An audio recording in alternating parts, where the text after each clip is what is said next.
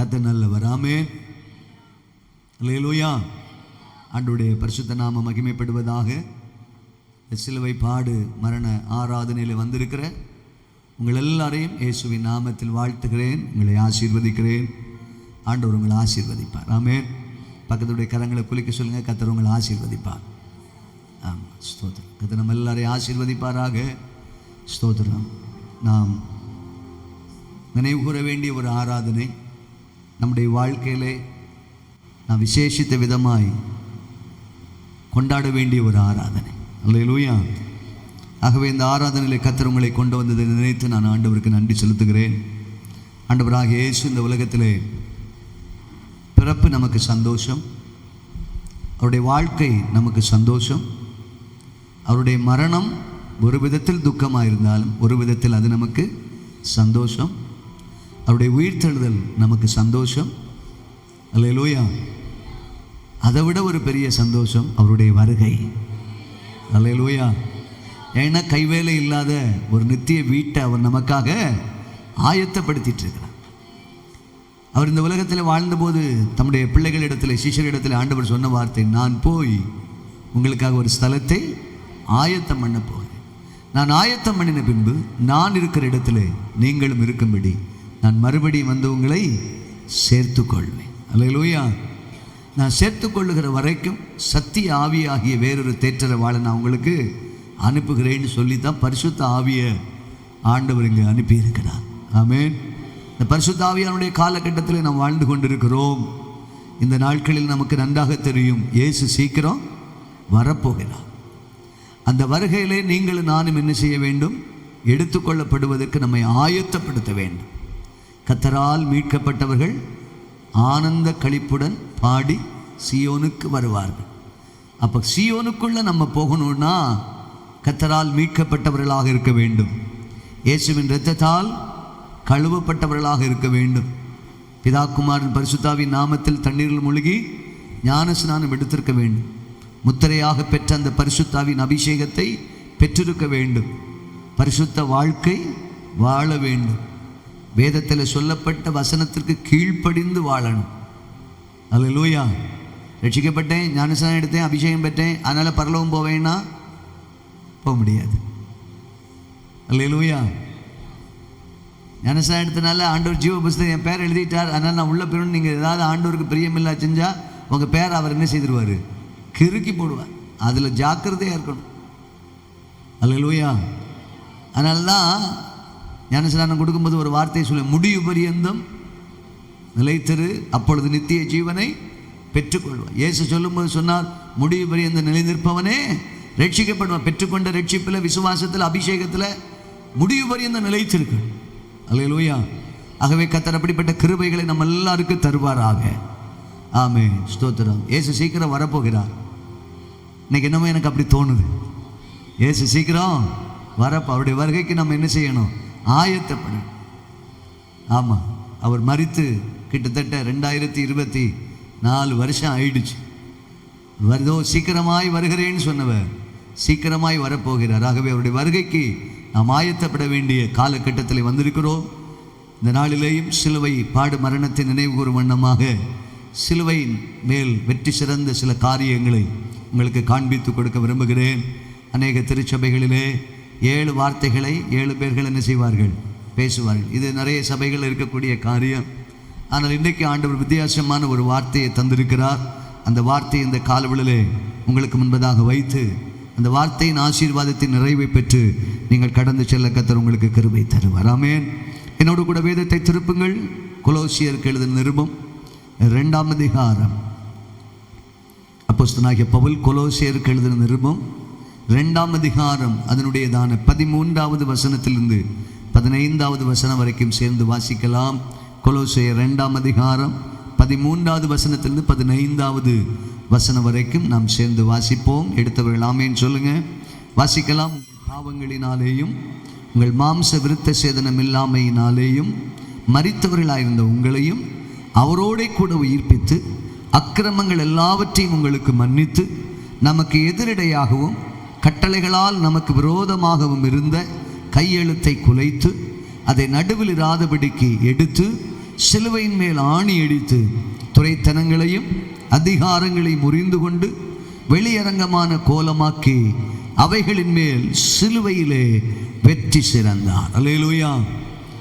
நான் பேச போகிற ஒரு வார்த்தை, சிலுவையிலே இயேசு வெற்றி சிறந்தார். ஆமென். நம்முடைய ஆண்டவர் சிலுவையிலே வெற்றி சிறந்தார். சிலுவை என்பது ஒரு சாப சின்னம் என்று யூதர்கள் கருதினார்கள். சிலுவை என்பது மிகவும் கொடுமையான தண்டனைக்குரிய ஒரு சின்னமாக கருதப்பட்டது. ஆகவேதான் இயேசுவுக்கும் அந்த சிலுவையை சின்னமாக அவரை கொலை செய்யும்படியாக அதை தெரிந்து கொண்டார்கள். அல்லேலூயா. இயேசு சிலுவையிலே அறையப்பட்டதினால் சாபமான அந்த சிலுவை வெற்றி உள்ள சிலுவையாக மாறிவிட்டது. ஆமென். அல்லேலூயா. இந்த சிலுவையை குறித்துள்ள காரியங்களை ஆண்டவராகிய இயேசு இந்த உலகத்தில் வாழ்ந்த நாட்களிலே சிலுவையை குறித்து அவர் நமக்கு கற்றுக் கொடுத்தார். அவர் சிலுவையிலே வெற்றி சிறக்கும் என்பதாக, அவர் சிலுவையை சுமப்பதற்கு முன்பதாக ஆண்டவர் தன்னுடைய பிள்ளைகளுக்கும் சிலுவையை குறித்துள்ள காரியங்களை அவர் போதித்தார். ஆமென். இந்த சிலுவையை குறித்துள்ள காரியங்கள் புதிய ஏற்பாட்டிலே கிட்டத்தட்ட 83 முறை சொல்லப்பட்டிருக்கிறது என்று வேத ஆராய்ச்சியாளர்கள் சொல்லுகிறார்கள். இதில் இயேசுவும் அநேக இடங்களிலே அந்த சிலுவையை குறித்துள்ள காரியங்களை அவரும் சொல்லி இருக்கிறார். ஆமென். அவர் சொன்ன 2 வார்த்தையை உங்களுக்கு காண்பித்து கொடுத்து, பவுல் சிலுவையை குறித்து சொன்ன 2 வார்த்தையை உங்களுக்கு காண்பித்து கொடுத்து, அதற்கு அடுத்தபடியாக சிலுவையிலே இயேசு வெற்றி சிறக்கும் என்பதாக, அவர் வெற்றி சிறப்பதற்கு காரணமாக இருந்தவைகள் எவை என்பதை குறித்தும் ஒரு 3 காரியத்தை உங்களுக்கு முன்பதாக வைக்க பரிசுத்த ஆவியானவர் இந்த காலவெளியில் அடியேனுக்கு உதவி செய்வாராக. ஆமென். அல்லேலூயா.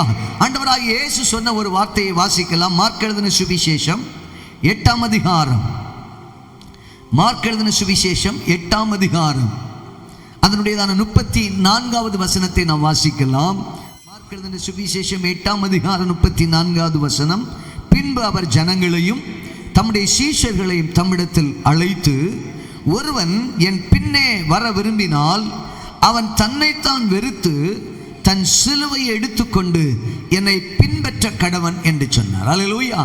சிலுவையிலே இயேசு வெற்றி சிறக்கும் முன்பதாக, சிலுவையை அவர் சுமக்கும் முன்பதாக அவருக்கு தெரியும், நான் சிலுவையை சுமக்கப் போகிறேன்.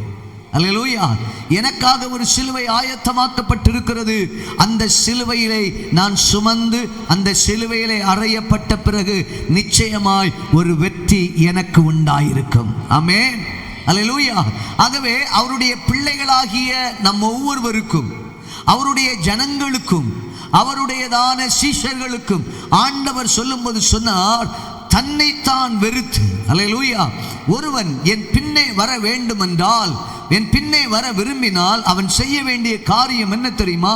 அவன் முதலாவது தன்னைத்தான் என்ன செய்யணும்? வெறுக்கணும். அல்லேலூயா. தன்னைத்தான் வெறுக்கிறது மட்டுமல்ல, அவனுக்காக ஒரு சிலுவை இருக்கிறது.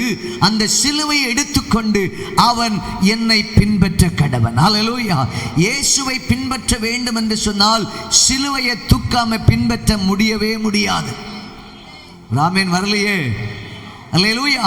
இயேசு சொல்லி இருக்கிறார், நீ என்னை பின்பற்றி வரணும்னா உன்னை நீ முதல்ல வெறுத்து, உனக்காக ஒரு சிலுவையை நான் வச்சிருக்கிறேன், அந்த சிலுவையை நீ எடுத்துட்டு தான் என்ன செய்யணும்? பின்பற்ற. ஆனா அந்த சிலுவையை எடுத்துட்டு சுமக்கிறது அவ்வளவு லகுவான காரியம் ஒன்றும் இல்லை. ஆமென். அல்லேலூயா. நம்ம நினைப்ப ஆண்டவர்கிட்ட சொல்லுவோம் அநேக நேரத்தில், ஆண்டவரே ஏப்பா எனக்கு இந்த சிலுவை, ஏப்பா எனக்கு இந்த கஷ்டம், ஏப்பா எனக்கு இந்த பிரயாசம். ஆமென்.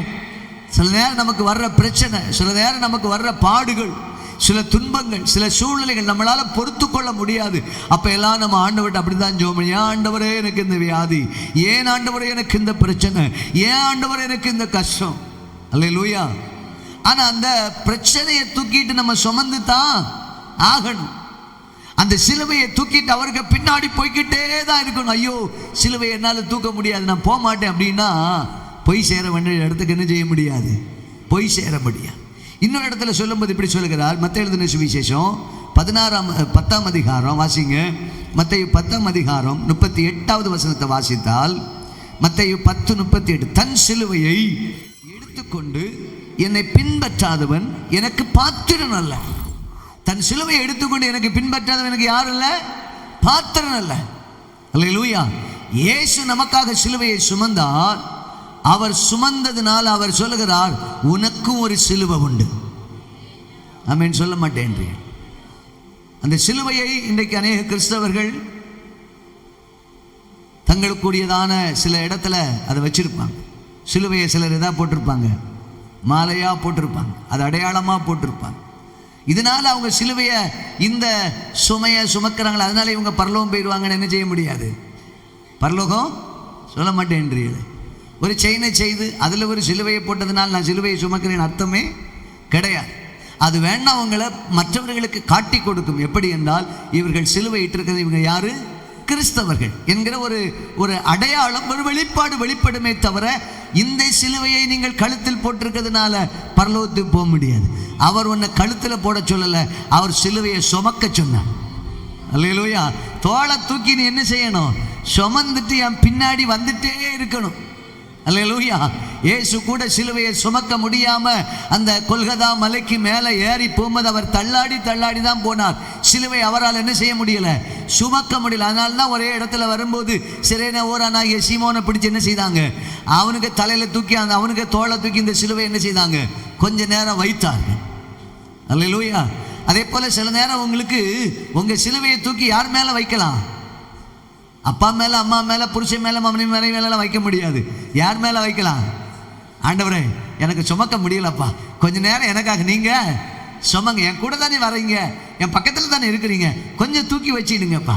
சில நேரம் பார்த்தீங்கன்னா பிள்ளையை தூக்கிட்டே போவாங்க அம்மா, கொஞ்சம் கை வலிச்சா போதும், இடுப்பு வலிச்சா அப்பாட்ட சொல்லியப்பா கொஞ்ச நேரம் பிள்ளை என்ன செய்யுங்க வச்சிடுங்கன்னு சொல்லி அந்த பிள்ளையை கொடுக்கறது போல நம்ம சிலுவையை கொஞ்ச நேரம் அப்பா கிட்ட வேண்டாம் என்ன செய்யலாம், கொடுக்கலாம். ஆண்டவரே கொஞ்ச நேரம் என் சிலுவையை நீங்க சுமந்துடுங்கப்பா, என் சுமக்க முடியலப்பா, ரொம்ப டயர்டாயிட்டப்பா, ரொம்ப சோர்ந்து போயிட்டப்பா, இதுக்கு மேலே சுமந்தேன் இடுப்பெலும்பு ஒடிஞ்சு கீழே என்ன செய்திருவேன், விழுந்துருவேன், சுமங்கன்னு சொல்லி அவர் கையில் கொடுக்கலாம்.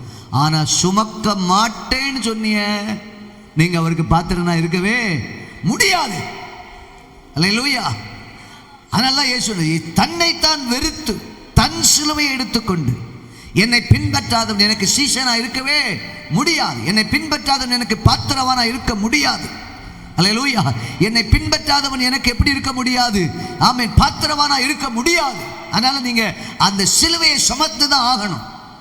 பக்கத்தில் சொல்லுங்க, சிலுவையை சுமந்து தான் ஆகணும்.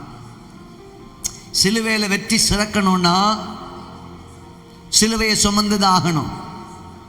பாஸ்டர் நான் சுமக்க மாட்டேன், ஆனா எனக்கு என்ன வேணும், ஒருத்தன் ஓட்ட பந்தயத்தில் போயிட்டு நான் ஓட மாட்டேன், நான் உட்கார்ந்துருக்கேன், எனக்கு பிரைஸ் கொடுங்க, எனக்கு கொடுப்பிய, சொல்ல மாட்டேன்றீங்களே. கொடுப்போம், கொடுக்க மாட்டேன், என்ன சொல்லுவான், முதல்ல ஓடு. அல்லேலூயா. முதல்ல என்ன செய், ஓடு, அப்புறமா உனக்கு பரிசு கிடைக்கும். வேணா உனக்கு ஆறுதல் பரிசு கூட தருவோம். என்ன பரிசு கூட கிடைக்கும், ஆறுதல் பரிசு கூட கிடைக்கும். ஆனா நீ ஓட்ட பந்தயத்தில் ஓடாம பிரைஸ் தானா என்ன செய்யாது. அதே போல ஆண்டவர் சொல்றார், உனக்கு வெற்றி வேணுமா நீ சிலுவையை சுமந்துதான் ஆகணும்.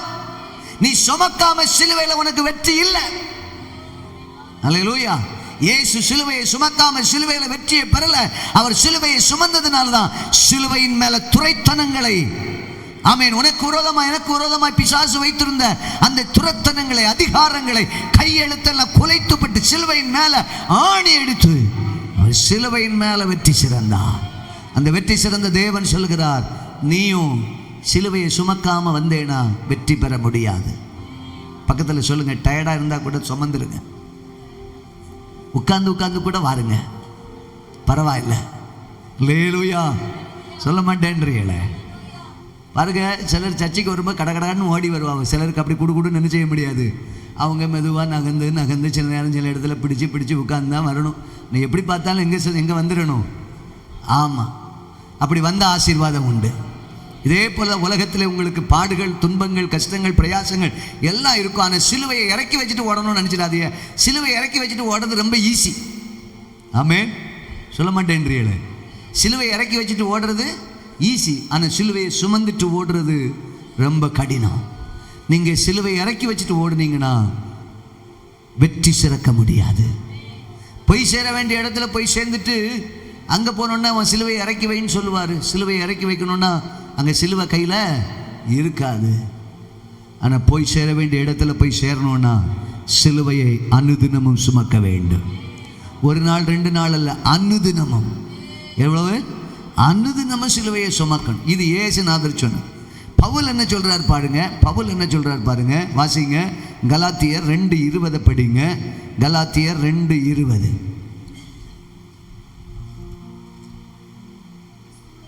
கிறிஸ்துவுடனே கூட சிலுவையில் அறையப்பட்டேன், ஆயினும் பிழைத்திருக்கிறேன். இனி நான் அல்ல, கிறிஸ்துவே எனக்குள் பிழைத்திருக்கிறார். நான் இப்பொழுது மாம்சத்தில் பிழைத்திருக்கிறதோ, என்னில் அன்பு கூர்ந்து எனக்காக தம்மை தாமே ஒப்பு கொடுத்த தேவனுடைய குமாரனை பற்றும் விசுவாசத்தினாலே பிழைத்திருக்கிறேன். அல்லேலூயா.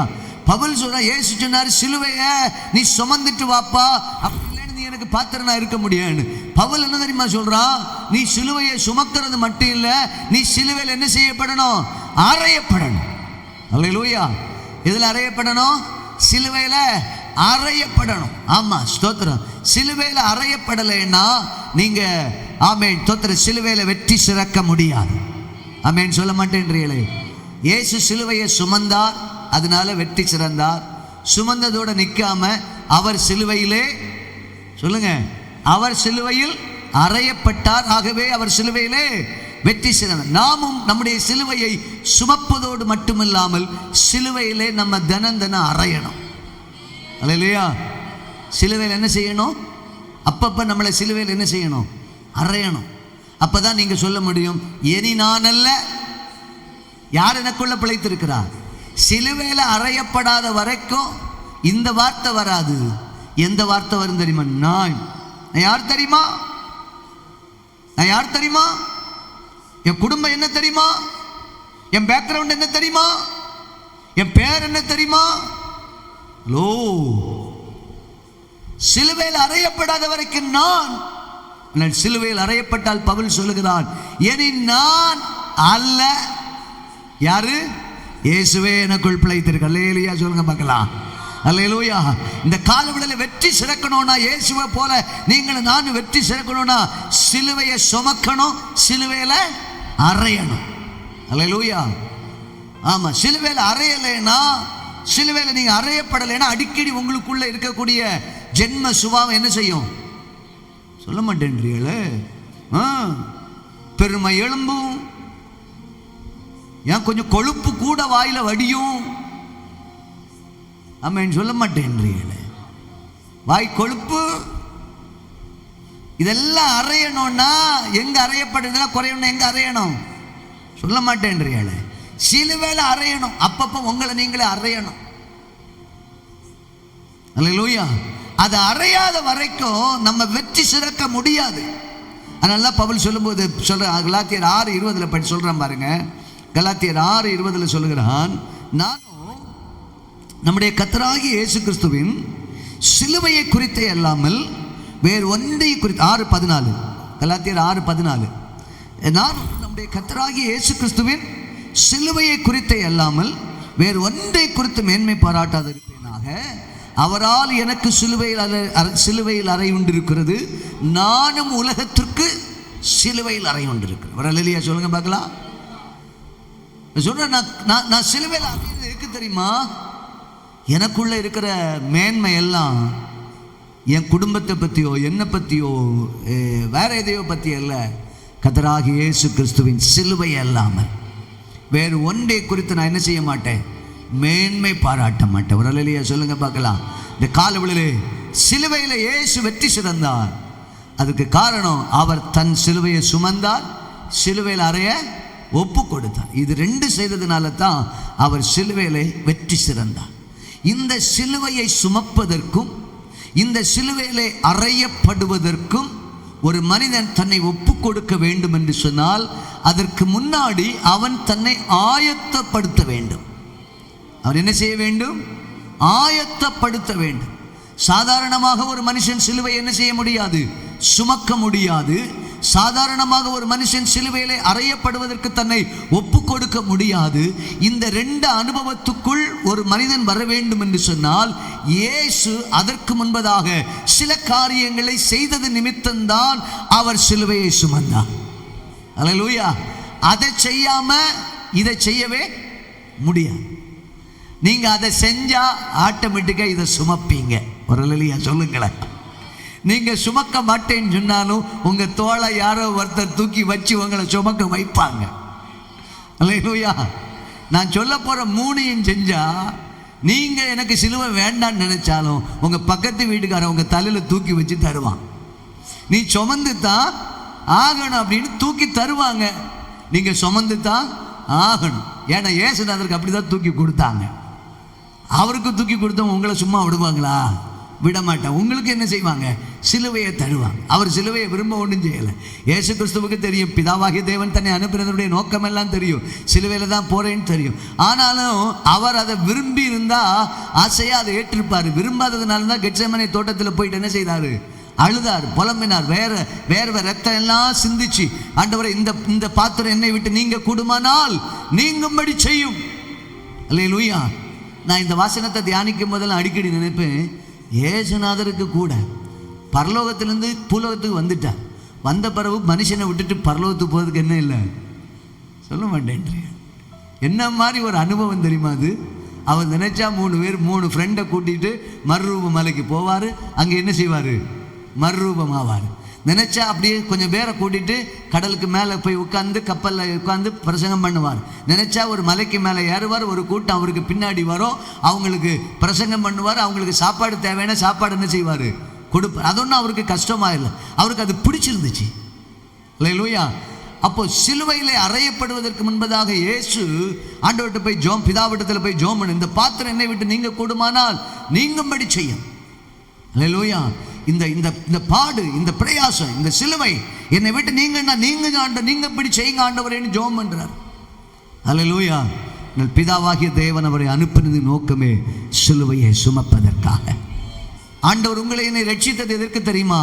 நீங்களும் நான் சிலுவையை சுமந்து சிலுவையில் அறையப்பட்டு சிலுவையில் வெற்றி சிறந்து எப்படி இயேசு மரணத்தையும் பாதாளத்தையும் ஜெயித்து உயிர்த்தெழுந்தாரோ அதே போல நீங்களும் நானும் மரணத்தையும் பாதாளத்தையும் ஜெயித்து உயிர்த்தெழுவதற்காக கர்த்தர் நம்மை அழைத்திருக்கிறார். கர்த்தர் நம்மை ரட்சித்தது அதற்கு, அழைத்தது அதற்கு, தெரிந்து கொண்டது அதற்கு. இதை கிறிஸ்தவர்கள் புரியாத வரைக்கும் இந்த நிலைமைக்கு அவர்கள் வரவே முடியாது. சிலுவையை சுமக்கலைனா, சிலுவையில் அவர் வெற்றி சிறக்கலைனா மரணத்தை அவர் ஜெயித்திருக்கவே முடியாது. பாதாளத்தை அவர் ஜெயித்திருக்கவே முடியாது. அவர் மரணத்தையும் பாதாளத்தையும் ஜெயித்ததுனால்தான் உயிரோடு கூட பரலோகத்துக்கு எழுந்தருளினார். அல்லேலூயா. நாமும் உயிர் தள்ள வேண்டும் என்று சொன்னால் மரணத்தையும் பாதாளத்தையும் ஜெயிக்க வல்லமை உள்ளவர்களாக இருக்க வேண்டும். அல்லேலூயா, அல்லேலூயா. அப்படிப்பட்ட கிருபைகளை ஆண்டவர் தருவாராக. சிலுவையை சுமப்பதற்கும் சிலுவையில் அறையப்படுவதற்கும் சிலுவையில் வெற்றி சிறப்பதற்கு முன்பதாக இயேசு இந்த உலகத்தில் வாழ்ந்தபோது அவர் செய்த ஒரு 3 காரியம் என்ன தெரியுமா? வாசிக்கலாம். இந்த காலவெளியிலே அதை நாம் தியானிப்போமாக. யோவான் எழுதின சுவிசேஷம் 16ஆம் அதிகாரம். யோவான் எழுதின சுவிசேஷம் 16ஆம் அதிகாரம் அதனுடைய 33வது வசனத்தை நாம் வாசிக்கலாம். யோவான் 16:33. என்னிடத்தில் உங்களுக்கு சமாதானம் உண்டாயிருக்கும் பொருட்டு இவைகளை உங்களுக்கு சொன்னேன். உலகத்தில் உங்களுக்கு உபத்திரவம் உண்டு, ஆனாலும் திடன் கொள்ளுங்கள், நான் உலகத்தை ஜெயித்தேன். அல்லேலூயா. இயேசு சிலுவையை சுமப்பதற்கும் சிலுவையில் அறையப்படுவதற்கும் சிலுவையில் வெற்றி சிறப்பதற்கு முன்பதாக இயேசு தம்முடையவர்களுக்கு சொன்ன ஒரு வார்த்தை, உலகத்தில் உங்களுக்கு என்ன உண்டு? உபத்திரவம் உண்டு, திடன் கொள்ளுங்கள், நான் உலகத்தை ஜெயித்தேன். அல்லேலூயா. சிலுவையை சுமக்கணும்னா கவனிக்கிறவங்கள வரலையா சொல்லுங்க.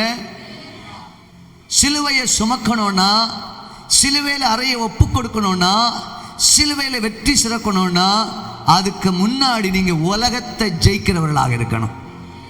அல்லேலூயா. உலகத்தை ஜெயிக்காத ஒரு நபரால சிலுவையை சுமக்கவே முடியாது. உலகத்தை ஜெயிக்காத ஒரு நபரால சிலுவையில் அறையப்படுவதற்கு ஒப்பு கொடுக்கவே முடியாது. உலகத்தை ஜெயிக்காத ஒரு நபரால சிலுவையை ஜெயிக்க முடியாது. அல்லேலூயா.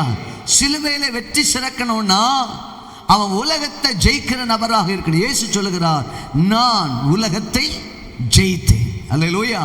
இந்த உலகம் யாருக்குள் கிடக்கிறது தெரியுமா? பொல்லாங்கனுக்குள் கிடக்கிறது என்று சொல்லி 1 யோவான் 5ஆம் அதிகாரம் 19வது வசனத்தை வாசித்தால் அங்கே சொல்லப்பட்டிருக்கிறது, இந்த உலகம் யாருக்குள் கிடக்கிறது? பொல்லாங்கனுக்குள் கிடக்கிறது. அல்லேலூயா. இந்த பொல்லாங்கனுக்குள் கிடக்கிற இந்த உலகத்திலே நாம் வாழ்ந்து கொண்டிருக்கும் போது நாம் உலகத்தை ஜெயிக்கிறவர்களாக இருக்க வேண்டும். அல்லேலூயா. ஏன் உலகத்தை ஜெயிக்கணும்? நாம் இந்த உலகத்திற்குரியவர்கள் அல்ல. இந்த உலகம் நமக்கு நித்தியமானது அல்ல. இந்த உலகம் நமக்கு நிரந்தரமானது அல்ல. ஒரு நாள் நிச்சயமா இந்த உலகத்திலிருந்து நாம் எடுக்கப்பட்டு விடுவோம். சந்தோஷமா இல்லையா? சொல்லுங்களேன். நல்ல கண்ணெல்லாம் பிசாசு கறக்குவான், பார்த்துடுங்க. ஏன்னா வசனத்தை கேட்க விடாம அப்படி கண்ணை கறக்கி சுத்தி வளைப்பான். நீங்க கவனமா முழிச்சிருந்து வார்த்தையை என்ன செய்யணும்? கேட்கணும். அப்பதான் இந்த வார்த்தையின் முடிவில் சிலுவையில் இயேசு வெற்றி சிறந்தது போல நீங்களும் வெற்றி சிறக்க முடியும். அல்லேலூயா. இயேசு சிலுவையை சுமப்பதற்கு, சிலுவையில் அறையப்படுவதற்கும், சிலுவையில் வெற்றி சிறப்பதற்கு முன்பதாக, இது மூன்றில் அவர் செய்வதற்கு முன்பதாக அதுக்கு காரணமாக அமைஞ்சது. முதலாவது, அவர் உலகத்தை ஜெயித்தார். உலகத்தை ஜெயிக்காத ஒரு நபரால் சிலுவையை சுமக்கவே முடியாது. ஏன் தெரியுமா? இந்த உலகத்தின் அதிபதி இருக்கிறான். வாசிங்க, யோவான் எழுதின சுவிசேஷம் 14ஆம் அதிகாரம் வசனத்தை வாசிப்போம். யோவான் 14ஆம் அதிகாரம் அதோட 30வது 31வது வசனத்தை வாசிப்போம். யோவான் 14, 30, 31. இனி நான் உங்களுடனே அதிகமாய் பேசுவதில்லை. இந்த உலகத்தின் அதிபதி வருகிறான்.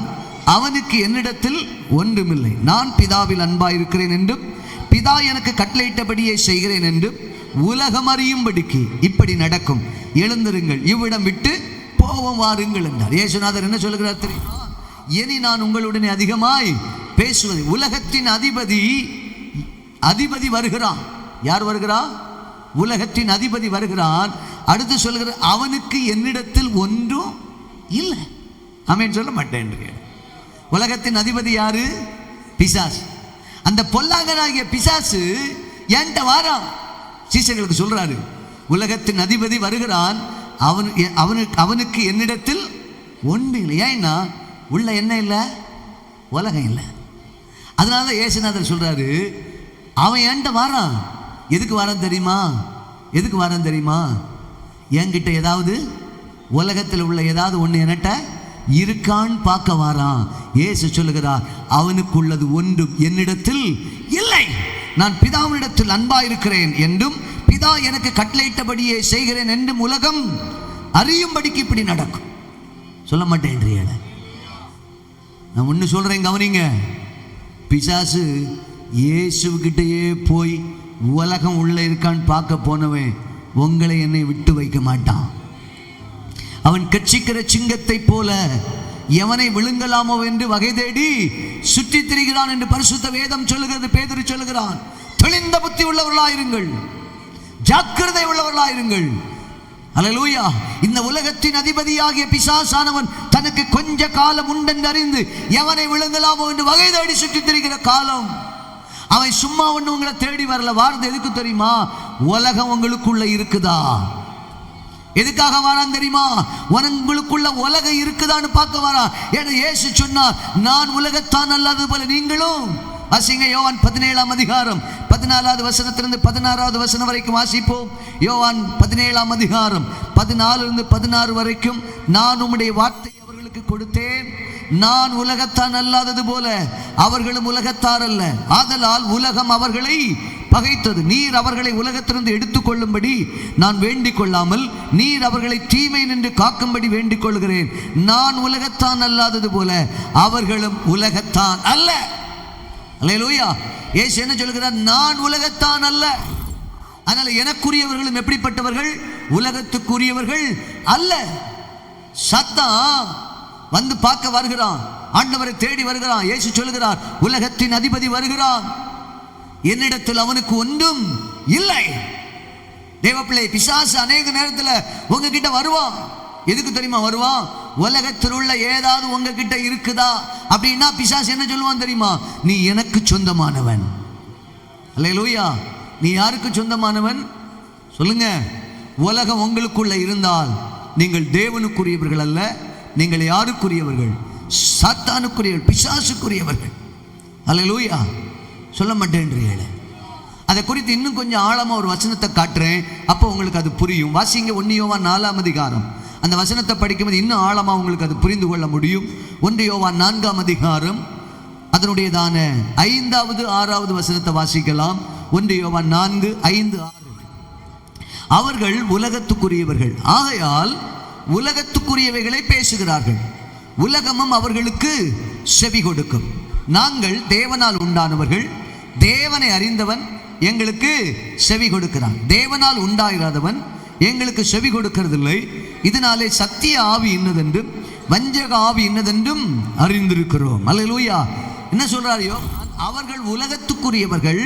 ஆகவே எதை குறித்து பேசுறாங்க? உலகத்துக்குரியவைகளை குறித்து பேசுகிறார்கள். உலகமும் அவர்களுக்கு செவி கொடுக்கும். நன்றாக புரிந்து கொள்ளுங்கள். இயேசு சிலுவையில் வெற்றி சிறப்பதற்கு காரணம் அவர் உலகத்தை ஜெயித்தார். அல்லேலூயா. ஏன்? அவர் உலகத்துக்குரிய எதையுமே அவர் தேடவே இல்லை. அதனால்தான் யோவானை கொண்டு சொல்லும் போது 2ஆம் அதிகாரம் 15-17 வரைக்கும் சொல்லும் போது சொல்கிறார், உலகத்திலும் உலகத்தில் உள்ளவைகளிலும் அன்பு கூறாதவர்கள் ஒருவன் உலகத்தில் அன்பு கூர்ந்தால் பிதாவுடைய அன்பு அவனிடத்திலே இல்லை. ஏனெனில் கண்களின் இச்சை, மாம்சத்தின் இச்சை, கண்களின் இச்சை, ஜீவனத்தின் பெருமை, இதெல்லாம் நம்மளை விட்டு என்ன செய்யணும்? இதெல்லாம் உலகத்தில் உண்டானவைகள். இதெல்லாம் எதில் உண்டானது? கண்களின் இச்சை, மாம்சத்தின் இச்சை, ஜீவனத்தின் பெருமை எல்லாம் எதில் உண்டானது? உலகத்தினால் உண்டானவைகள். அல்லேலூயா. அதனால அவர் என்ன சொல்றாரு? ஸ்தோத்திரம். பிதா அவைகள் எல்லாம் உலகத்தின உலகமும் அது நிச்சயம் ஒளிந்து போகும், தேவனுடைய சித்தத்தின்படி செய்கிறவனோ என்ன நினைக்கும்? அல்லேலூயா. உலகத்துக்குரியவர்கள் உலகத்துக்குரியவைகளை சிந்திப்பார்கள், தேவனுக்குரியவர்கள் தேவனுக்குரியவைகளை. இப்ப பக்கத்தில் ஒரு கை கொடுத்து கேளுங்க, நீங்க எதை சிந்திக்கிறீங்க? அதை ஏன் பாஸ்டர் கேட்குறீங்க? தெரியாமல் சொல்கிறீங்க பாஸ்டர். நாங்கள் எப்போ பார்த்தாலும் எதை தான் பேசுவோம்? நாளைக்கு இது வேணும், அது வேணும், இப்படி வேணும், இப்படி வேணும், அது செய்யணும், இதை செய்யணும், இப்படித்தான் பேசிகிட்டு இருக்கோம் பாஸ்டர். தேவனுக்குரியதை பற்றி நாங்கள் என்னத்தை பேசணும்? அல்லேலூயா. ஆண்டவர் வார்த்தை சொல்லுது, உலகத்துக்குரியவர்கள் உலகத்துக்குரியவர்களே பேசிட்டு இருப்பான். தேவனுக்குரியவர்கள் எதை பேசுவாங்க? தேவனுக்குரியவைகளே பேசிட்டு இருப்பாங்க. பரலோகத்தை குறித்து, சீயோனை குறித்து, அதில் உள்ள மகிமையை குறித்து, ஆண்டவருடைய ரட்சிப்பை குறித்து, ஆண்டவருடைய பிரசன்னத்தை குறித்து, 1000 தூதர்களோடு ஆண்டவர் வரக்கூடிய அவருடைய வருகையை குறித்து, மரித்த பரிசுத்தவான்களுடைய உயிர்த்தெழுதலை குறித்து, இதை குறித்தே பேசிட்டு இருப்பாங்க. அல்லேலூயா. ஏதோ ஜீவனம் பண்ணுவதற்கு அதற்காக தேவையில் சில விஷயங்கள் பேசாமல் இருக்கவே முடியாது. அதுக்காக வேலைக்கு போய் கேட்க வேண்டிய இடத்துல வேலைக்கு போய் கேட்காம சியோனே சியோனே அப்படின்னு பேசிட்டு இருந்தா அங்கே ஒன்று என்ன செய்யாது? சொல்ல மாட்டேன்றீங்களே. ஆமாம். பால் வெட்டிய நேரத்தில் கத்தியை ஒழுங்காக வச்சு என்ன செய்யணும்? ஆமாம். அந்த நேரத்தில் போயிட்டு வேற எதையும் பேசிட்டு இருந்துடக்கூடாது. கரண்டி பிடிக்கிற நேரத்தில் கொஞ்ச நேரம் கரண்டியை பிடிக்கமோ என்ன செய்யணும்? ஒழுங்காக வேலை செய்ய அளவு கரெக்டாக வேலை செய்யணும். டாக்டர் பேஷண்ட்ட பேசும்போது சியோனே சியோனு பேசினா பேஷண்ட் சீக்கிரம் மயங்கி கீழே விழுந்துடும். அல்லேலூயா. அப்போ அந்த வேலையாக தான் செய்யணும். அதில் ஜாக்கிரதையாக இருக்கணும், அதில் மாற்றுக்கிறது இல்லை. ஆனால் மற்ற நேரமெல்லாம் எப்போதும் உலகத்தை குறித்தே கவலைப்பட்டு இருக்கக்கூடாது, பிள்ளையை குறித்தே கவலைப்பட்டு இருக்கக்கூடாது, புருஷனை குறித்தே கவலைப்பட்டு இருக்கக்கூடாது. ஆண்டவரே சொல்லுங்க, கவலைப்படுவதனால ஒரு மலத்தை கூட்டவும் முடியாது, குறைக்கவும் முடியாது. நீ கவலைப்படுறதுனால ஒரு பிரயோஜனமும் இல்லை. அல்லேலூயா. உலகத்துக்குரியதை குறித்து, உலகத்துக்குரிய நாளைய தினத்தை குறித்து கவலைப்படுறதுனால ஒரு பிரயோஜனமும் இல்லை. நாளைக்கு நம்ம இருப்போமா இருக்க மாட்டோமா நமக்கு தெரியாது. ஒருவேளை இந்த பிரசங்கம் முடியும் போது இயேசுநாதர் வந்தாலும் வருவார், எடுத்துக்கொள்ளப்பட்டால் எடுத்துக்கொள்ளப்படுவோம். ஆமேன் சொன்னவர்களுக்காக ஸ்தோத்திரம். எல்லா வருகையில் எடுத்துக்கொள்ளப்படுவார்களா? அல்லேலூயா. ஸ்தோத்திரம். அப்ப சொல்ல முடியாது. உலகத்துக்குரியதே நம்ம சிந்திச்சிருக்கா. இயேசுநாதர் சொல்ற, நான் உலகத்தான் அல்லாத போல நீங்கள் உலகத்தான் அல்ல. உலகத்துக்குரிய வந்தா உலகத்துக்குரியதே பேசிட்டு இருப்பான், உலகத்தை பத்தியே பேசுவான், நாளை தினத்தை குறித்தே பேசுவான். அல்லேலூயா. தேவனுக்குரியவர்கள் எதை குறித்து பேசணுமா? தேவனுக்குரியவைகளை பேச வேண்டும். இயேசு கிறிஸ்து உலகத்துக்குரியதை எதையுமே பேசல சீஷர்களோட. எப்போதும் அவருடைய வருகையை குறித்துள்ள காரியங்களை பேசினார், சத்தியத்தை பேசினார். அல்லேலூயா. ஆமென். பரலோகத்தில் மறைவா இருக்கிற அநேக காரியங்களை அவர் சீஷர்களுக்கு வெளிப்படுத்தினதால் பரிசுத்த வேதாகமாக நம்முடைய கரங்களில் எழுதி கொடுக்கப்பட்டிருக்கிறது. அல்லேலூயா. அவர் இந்த உலகத்துக்குரிய காரியங்கள் அநேக காரியங்களை பேசவில்லை. அதனால உலகம் அவரை பகைத்தது. சொல்ல மாட்டேன்றீங்களே. நான் சொன்ன பார்த்தீங்க, நீங்கள் சிலுவையை தூக்காட்டி உங்கள் தலையில் என்ன செய்வாங்க? சிலுவையை தூக்கி வைக்கணும்னா உலகம் முதல்ல உங்களை என்ன செய்யணும்? சொல்ல மாட்டேன். உலகம் உங்களை பகைக்கணும். எப்போ உலகம் உங்களை பகைக்குதோ அப்போ சிலுவை தானே உங்கள் தோளில் ஏறும். நீங்கள் உலகத்துக்கு பிரியமானவர்களாக இருக்கிற வரைக்கும் உங்கள் தோளில் சிலுவை ஏறவே. நீங்கள் கனவுல வேணா சிலுவையை சுமந்தது போல போகலாம், ஆனால் சிலுவை ஒரிஜினலாக தோலை என்ன செய்யாது. ஏன்னா நீங்கள் எதை பகைக்கலை? சொல்ல மாட்டேன்றீங்களே. உலகத்தை பகைக்கல. உலகத்தை பகைச்சா உலகம் தானே உங்க தோல்ல என்ன செய்யும்? ஏசுநாதர் சிலுவை ஆசையா அவனை தூக்குறேன்னு சொல்லல. அவர் தோல்ல யூதர்கள் என்ன செய்தாங்க? சிலுவையை தூக்கி வச்சாங்க. இதை சொமேன்னு சொன்னாங்க, தெருவில் இழுத்துட்டு போனாங்க. அல்லேலூயா. அவர் கொண்டு போகும்போது அற்புதம் செய்கிறவராய் தெருக்களை நடந்து போனார், அதிசயம் செய்கிறவராய் தெருக்களை நடந்து போனார், மரித்தோரை வீட்டள செய்கிறவராய் நடந்து போனார், சப்பானிகளை எழுப்பி விடுகிறவராய் நடந்து போனார், குருடர்கள் பார்வையடைவர்களாய் செய்ய அவர் நடந்து போனார். அந்த நடந்து போன தெருவில் எல்லாம் இப்ப அவருடைய ஜனங்கள் அவரை பகைத்து அவர் தோள் மேல சிலுவையை கொடுத்து சுமக்க வைத்தார்கள். ஒரு காலத்தில் அவருக்கு சோத்திர துணி எல்லாம் விரிச்சு போற வழியில எல்லாம் அந்த கம்பளை எல்லாம் விரிச்ச ஜனங்களே இன்றைக்கு சிலுவையை தூக்கி அவருடைய கையிலே கொடுத்திருக்கிறார்கள். ஏன் தெரியுமா? உலகம் அவரை பகைத்தது. நீங்க உலகத்தை பகைக்காத வரைக்கும் நீங்க உலகம் உங்களை பகைக்காது. ஒருவன் உலகத்துக்கு சிநேகிதனா இருக்க விரும்பினால் அவன் தேவனுக்கு பகைஞனா இருக்கிறான் வேதம் சொல்லுது. லோ, என்னடா பாஸ்டர் இப்படிலாம் எங்களுக்கு போட்டு தள்ளுறாரு, பேசுறாரு. அப்புறம் எப்படிதான் பாஸ்டர் இந்த உலகத்துல வாழ்றது? உலகத்துல தான் வாழணும். ஆனா உலகத்துக்கு சிநேகிதனா? உலகத்துல தான் வாழணும். உலகத்துக்குரியதை பத்தி கவலைப்படவே, உலகத்துல தான் வாழணும். உலகத்துக்குரியவைகளை பத்தியே பேசக்கூடாது. அல்லேலூயா. உலகத்துல வாழும்போது இயேசு நமக்கு மாதிரியை வைத்து போயிருக்கிறார். அல்லேலூயா. அவர் நமக்கு மாதிரியை வைத்து போயிருக்கிறார். அவர் உலகத்துக்கு சிநேகிதனா இருக்கவில்லை. உலகம் அவருக்கு பாத்திரமா இருக்கவில்லை. உலகம் அவரை பகைத்தது. அவர் சொல்லுகிறார், என்னை பகைத்ததனால் உங்களையும் பகைக்கும். அது என்ன பகைக்கும்? உங்களை என்ன செய்தது? பகைத்ததுன்னு சொல்றார். அப்ப உலகம் பகைச்சிட்டா, உலகம் உங்களை வெறுத்துட்டா, உங்க தோள் மேல சிலுவை ஏறிடும். முடிவு பண்ணிடுங்க, நான் சிலுவையில வெற்றி சிறப்பே. சேசு சிலுவையில வெற்றி சிறந்தது போல நானும் வெற்றி சிறப்பே. அல்லேலூயா. நல்லா கவனிங்க. அப்போஸ்தலனாகிய பவுல் சவுலா இருக்கும்போது இயேசுவை ஏற்றுக்கொள்ள முன்னாடி அவனுக்கு யூதர்கள் எல்லாம் சிநேகிதர்களாக இருந்தார்கள். யூதர்கள் அவனை வைத்து பெருமையாக பேசினார்கள். ஏனென்று சொன்னால் கமாலியனுடைய பாதத்திலே கற்றுத் தேர்ந்தவன், யூத பிரமாணங்களை அவன் அதிகமாய் கற்றுத் தேர்ந்தவன், நல்ல படிப்பாளி, நல்ல அறிவாளி, புத்திசாலி, தான் கற்றுக்கொண்ட மார்க்கத்திற்காக, தான் கற்றுக்கொண்ட பிரமாணத்துக்காக வைராக்கியமாக நிற்கிற மனுஷன். ஆகவே சபையை துன்பப்படுத்த தொடங்கினான், சபையை உபத்திரவப்படுத்த நினைத்தான், ஜனங்களை கொலை செய்ய ஆரம்பித்தான். ஆனால் கர்த்தர் அவனை சந்தித்த பொழுது அதுவரைக்கும் அவனுக்கு ஆதரவாக இருந்தவர்கள் அதே பவுலுக்கு கையெழுத்த போட்டு கொடுத்து, நீ போய் சபையை துன்பப்படுத்து, சபையை உபத்திரவப்படுத்து, இயேசுவை பின்பற்றுவதை கொல்லுன்னு சொல்லி கையெழுத்து போட்டு கொடுத்த அதே ஜனங்கள் மறுபடியும் பவுலை கொல்லுவதற்காக கையெழுத்து போட்டார்கள்.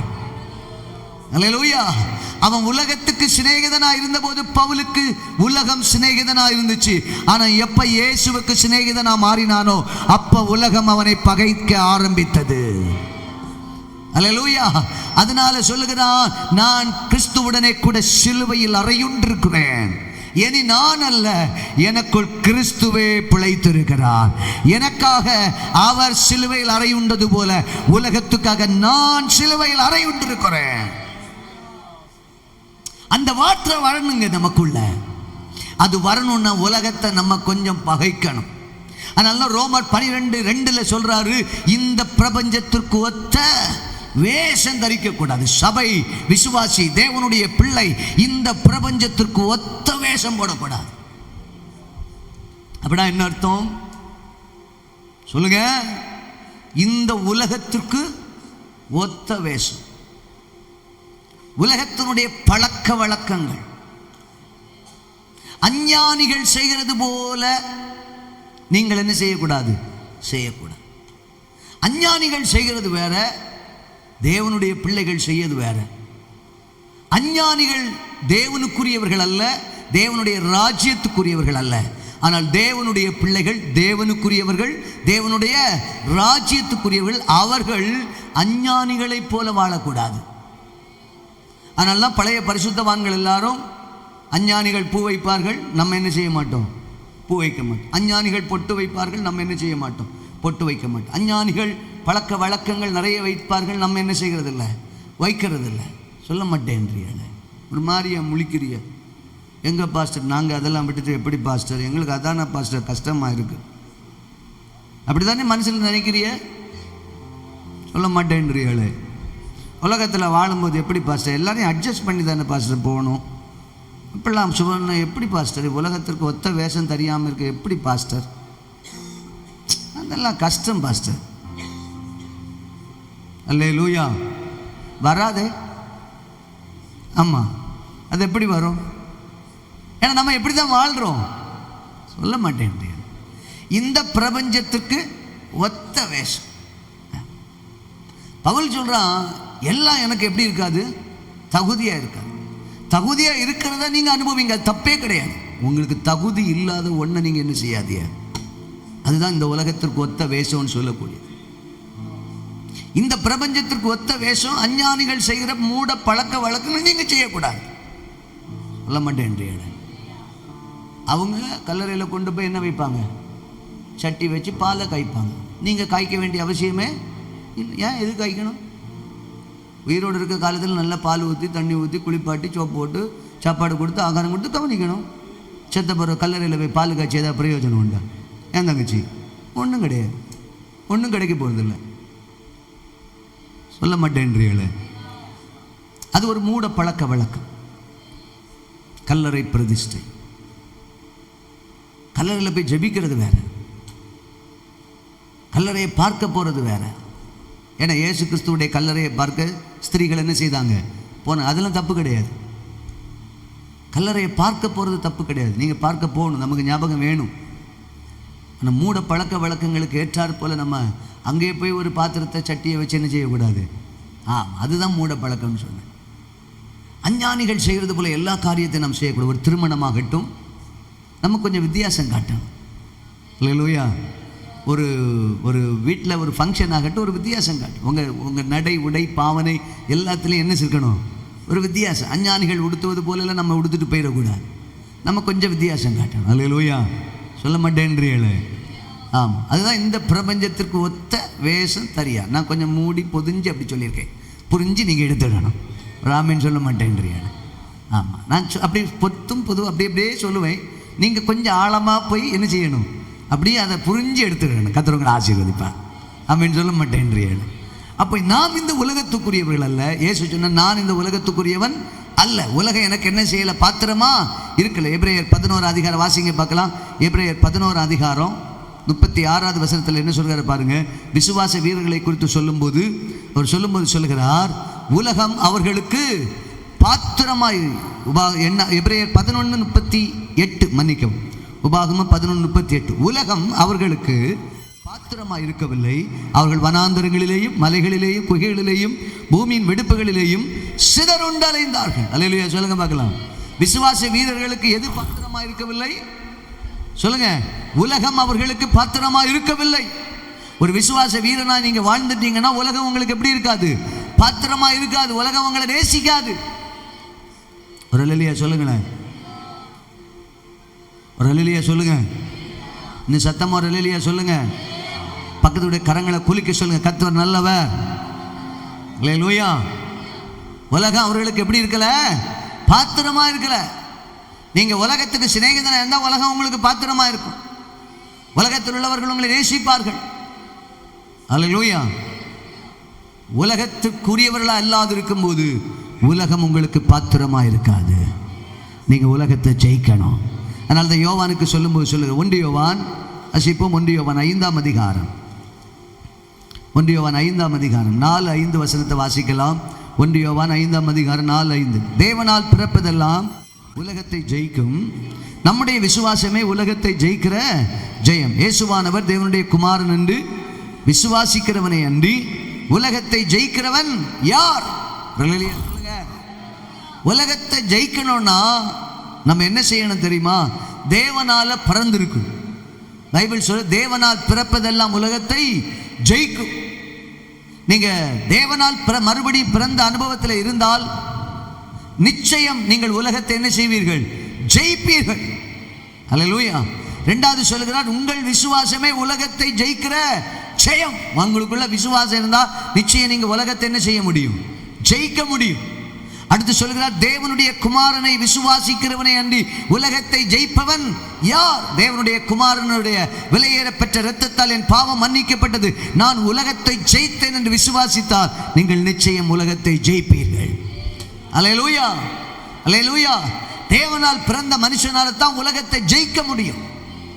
ஒரு மனுஷன் உண்மையா கிறிஸ்துவுக்குள்ள பிறந்துட்டா ஆண்டவருடைய வார்த்தை சொல்லுகிறது, பழையவைகள் எல்லாம் ஒளிந்து போயின, எல்லாம் எப்படி மாறிடும்? இப்ப பக்கத்தில் கேளுங்க, பழசெல்லாம் போயிட்டா, தேவன்கிட்ட பிறந்தாச்சு, தேவ பிள்ளையா மாறியாச்சு, பழசெல்லாம் போச்சா அப்படின்னா, ஐயோ போங்க மாஸ்டர், அதெல்லாம் கொஞ்சம் கொஞ்சம் இருக்கதான் செய்யும் மாஸ்டர். எப்படி அந்த வார்த்தை டப்புன்னு வாயில வந்துருமே, அதை எப்படி? ஓ லேலூயா. ஒருவன் கிறிஸ்துவுக்குள் இருந்தால் அவன் எப்படி இருக்கிறான்? புது சிருஷ்டியா இருக்கிறான். தேவனுக்குள் பிறந்தால் அவன் புது சிருஷ்டி. ஆண்டவருடைய வார்த்தை சொல்லுங்க, அவன்கிட்ட பழையவைகள் எல்லாம் ஒளிந்து போயிட்டு எல்லாம் எப்படி மாறிடுச்சு? புதிதாய் மாறிடுச்சு, புதிதாய் மாறிடுச்சு. அவன் புதிய சிருஷ்டியா மாறிட்டான், தேவ பிள்ளையா மாறிட்டான். அவனுக்குள்ள உலகம் இருக்கவே இருக்காது. அல்லேலூயா.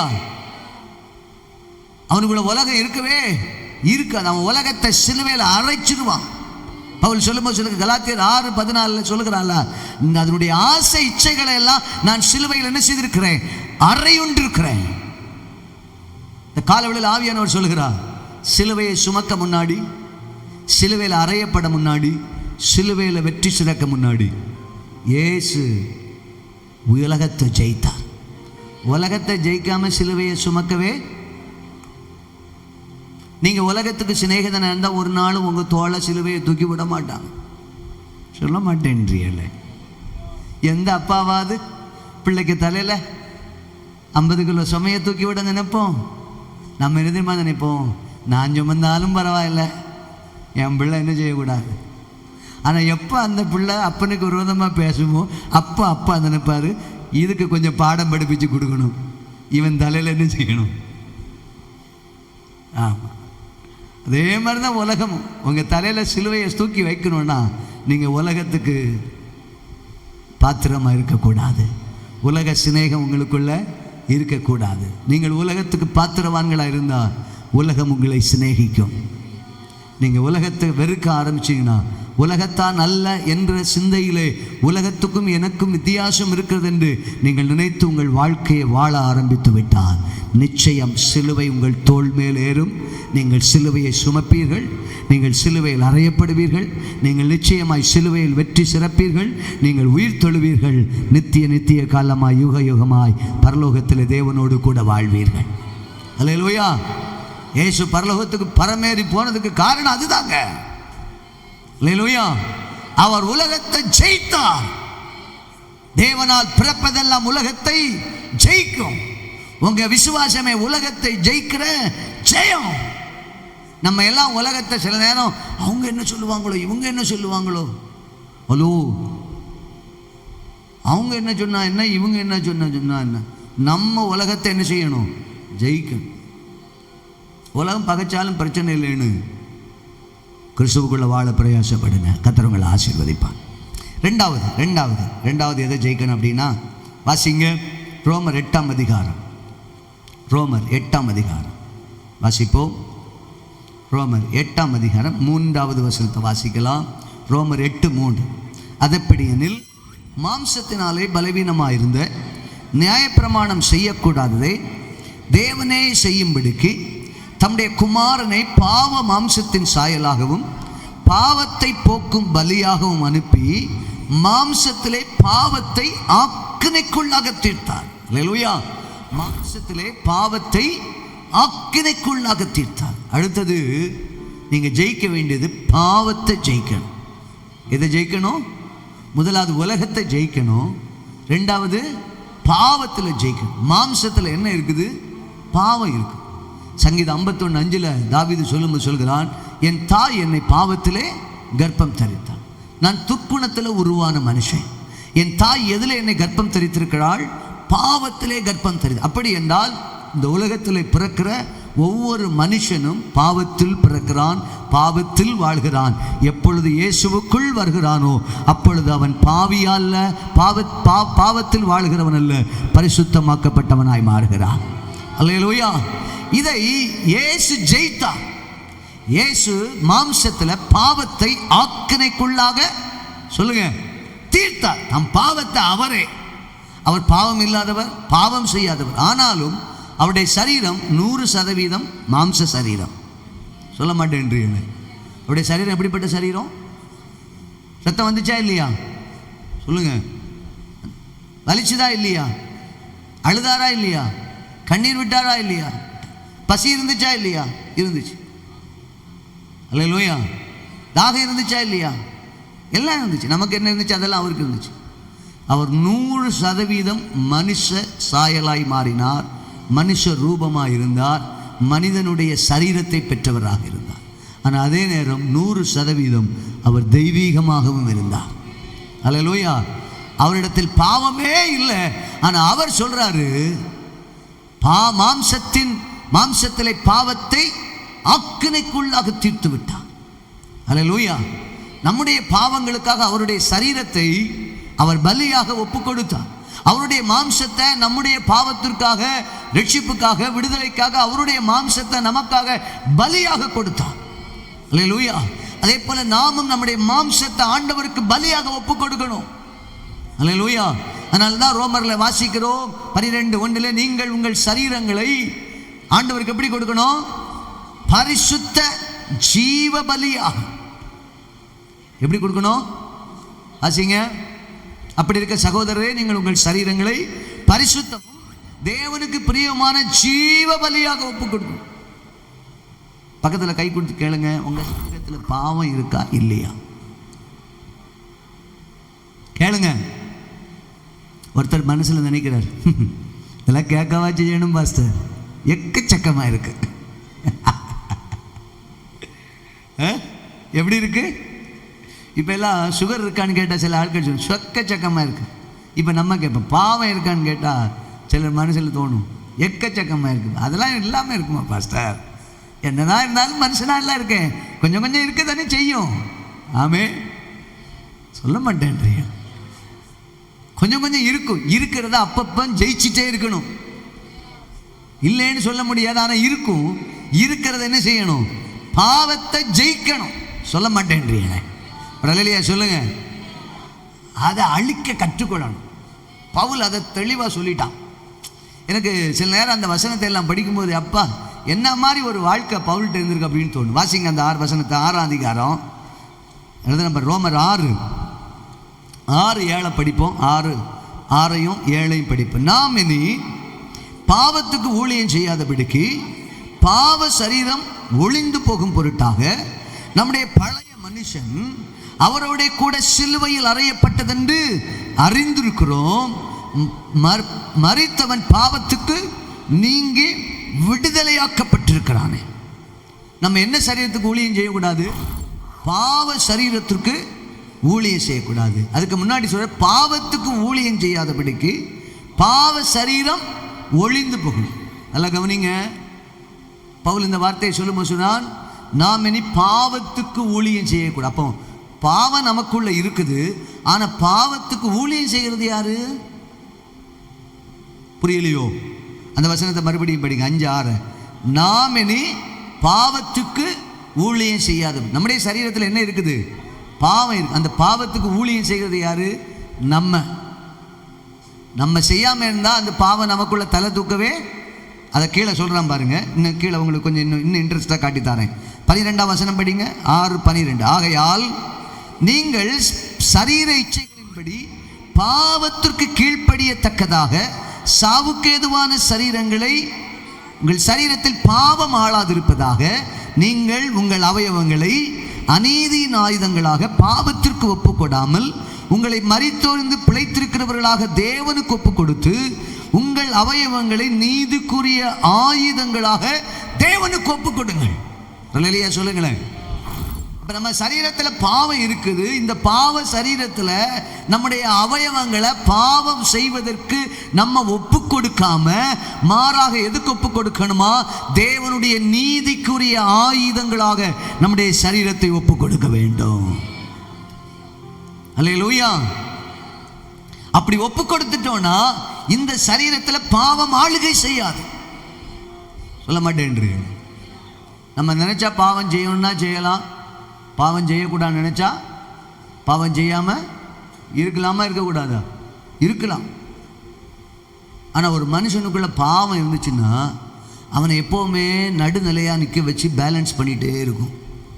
நிறைய பேருக்குள்ள எப்படின்னா செய்யலாமா வேண்டாமா, செய்யலாமா வேண்டாமா, அப்படி ஒரு ஒரு ஒரு எண்ணம் ஓடிட்டே இருக்கும்.